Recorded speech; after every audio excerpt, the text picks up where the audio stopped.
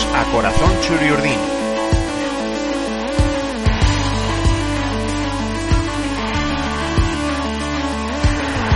El podcast en el que escucharéis historias sobre la historia de la Real Sociedad.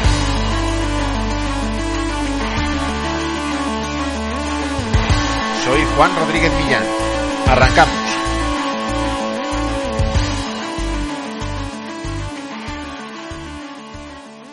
Cuando la Real visitó al Getafe en la 32ª jornada de la Liga 2006-2007, ambos equipos vivían realidades contrapuestas.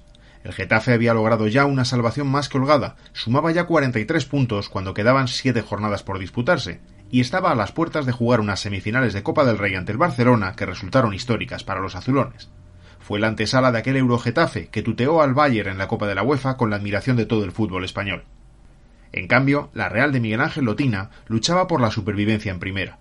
Se había metido de lleno en la pelea por la salvación después de encadenar 3 victorias en 4 partidos. Si en la jornada 27ª era colista con 18 puntos, apenas 4 partidos después era penúltima en la clasificación, había subido un puesto y se había colocado a 3 puntos de la salvación. Lo que en las temporadas anteriores se había logrado en el tramo final de la temporada, de mano de Toshak, Olave y Vaquero, la permanencia en primera, parecía en ese punto más posible que nunca en toda la liga. Y la visita a Getafe era una muy buena oportunidad para pegar un salto tremendo y muy psicológico en la clasificación.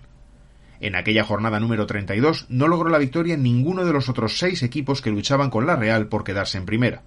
De haber ganado, la Real habría igualado a los 2 equipos que le precedían en la tabla, Celta y Levante, y se habría colocado a 2 puntos del Athletic y a 5 del Betis. Pero la Real perdió. Y lo hizo de la manera más triste, en un partido en el que se rindió a las circunstancias casi antes de que Turienzo Álvarez señalara el comienzo del encuentro. Con Kovacevic sancionado y Escubo y Gary Uranga lesionados, la única alternativa ofensiva que le quedaba al técnico Churiurdin era Díaz de Cerio.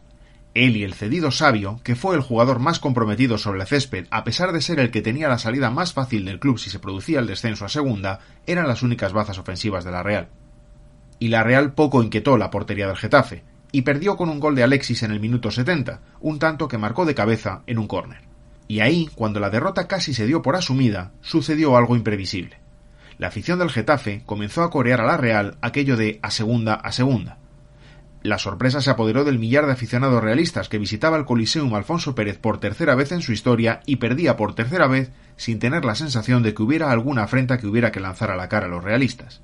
Si el cántico fue inesperado en el campo de un equipo que se asomaba por tercera vez en su historia a la primera división, lo que sucedió a continuación fue mucho más imprevisible. El capitán getafense, David Belenguer, que militaba en el club azulón precisamente desde su ascenso a primera en 2004 y después de haber vivido en segunda con equipos como el Leganés, el Lleida, el Albacete o el Betis, que sufrió también con el Extremadura en la máxima categoría, pidió al público que parara de entonar ese doloroso cántico. Belenguer pidió silencio, pidió respeto, y la gente le escuchó. Así lo explicó el futbolista tras el partido. Eso nos molesta a casi todos, es algo que a lo mejor no es tan vendible para los medios como otro tipo de reacciones, pero es igual de feo. Primero, es una afición que lo está pasando bastante mal, y que gracias a Dios no somos nosotros, pero también hay compañeros profesionales, en algunos casos amigos, y que lo están pasando muy mal. A lo mejor para la afición local, como no estamos en esas peleas, pues es como una broma, pero en la visitante tiene una repercusión peor. Pienso que no es bueno hacerse enemigos por los sitios. Hay que tener consideración y pensar que otro año podemos estar nosotros en esa situación. Como siempre dicen, no hagas a los demás lo que no te gusta que te hagan a ti mismo. Íñigo Díaz de Cerio elogió la figura de Belenguer y no solo por ese gesto. Cada vez que yo tenía un pique con Alexis, venía él y le decía a su compañero que estuviera tranquilo, que era normal que yo entrara a por todas porque nos estábamos jugando la vida. Es el rival con una actitud más ejemplar y noble que conocí. Al final del partido vino a consolarme, se interesó por el calendario que nos quedaba y nos deseó suerte. Para Belenguer no fue una excepción. Un año atrás pidió respeto cuando era el Cádiz, el rival en apuros que visitó el Coliseum de Getafe. Y en aquella misma temporada, 2006-2007, pidió que no hubiera olés cuando el equipo azulón se puso 3-0 ante Osasuna. La Real, por cierto, sí bajó a segunda aquella temporada.